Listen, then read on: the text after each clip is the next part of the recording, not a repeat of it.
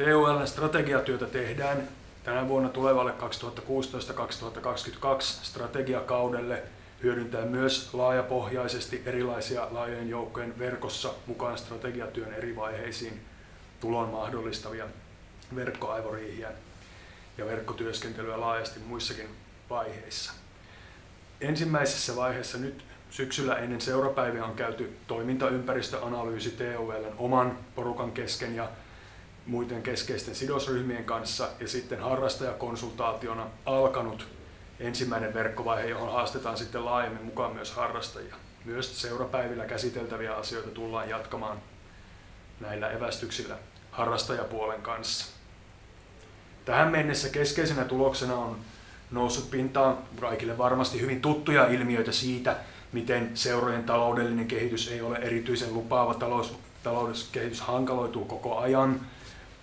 Toisaalta yhteiskunnan käytettävissä olevat varat liikunnan tukemiseen ylipäänsä saati seuroille saakka koko ajan kilpailevat varoista monien muiden asioiden kanssa, joten yksittäisen seuran näkökulmasta on päivänselvää, että taloudellinen tilanne on varsin haastava. Lisäksi toimintaa on totuttu seurakentällä muodossa tai toisessa tekemään merkittävistä osin myös seura-aktiivien erilaisten vapaaehtoistoimijoiden osallistumiseen talkoillakin ajoittain, ja tämä on toinen asia, mikä ajassa me nähdään, että heikkenee huomattavasti. Paljon vähemmän saadaan mukaan vapaaehtoisia aktiiviseen sitoutuneeseen toimintaan, toisaalta talkoillakaan ei enää sellaista porukkaa koeta saatavan tempaistuksi mukaan, mitä ehkä joskus aiemmin. Nämä asiat selvästi nousi pintaan, kun pohdittiin niitä, että mitä keskeisiä haasteita seuran näkökulmasta on.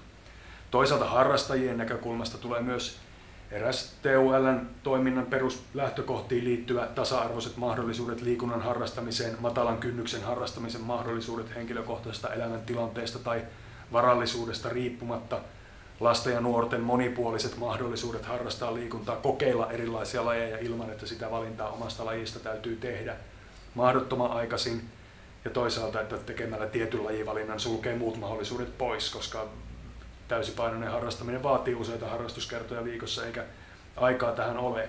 Myös taloudelliset mahdollisuudet on tietysti eri ihmisillä erilaiset siihen mahdollisesti kalliisenkin harrastustoimintaan sitoutumiseen, ja nämä asiat oli taas niitä, joista eritoten nykytilaa enemmän nousi esiin tarve tarjota tällaisia matalan kynnyksen harrastemahdollisuuksia.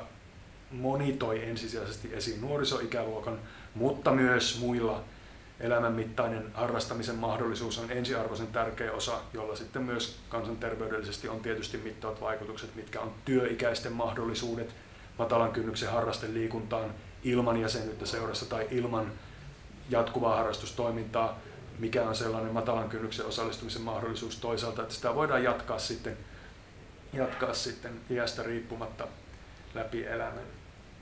Nämä asiat nousi keskeisinä pintaan, ja tästä voidaan tietysti havaita, että tarvehan on ilmeinen, ja tästä on käyty yhteiskunnallista keskustelua laajemmin viime vuosina muutenkin, mikä on nuoren mahdollisuus harrastaa, mitä voi harrastaa työikäinen, entä ikääntynyt ihminen Suomessa, ja tähän liikunta on luonnollisesti yksi keskeinen vaihtoehto, jonka tukeminen on tärkeää.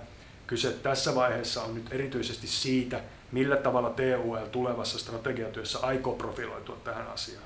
Tarve on ilmeinen, tarve on tunnustettu muuallakin, mitä konkreettisesti toimintaa tehdään niin, että se näkyy sinne eri-ikäiselle harrastajalle saakka, niin se on nyt yksi keskeinen valinta, joka TUL:n tulee tehdä tulevalle strategiakaudelle 2016-2022.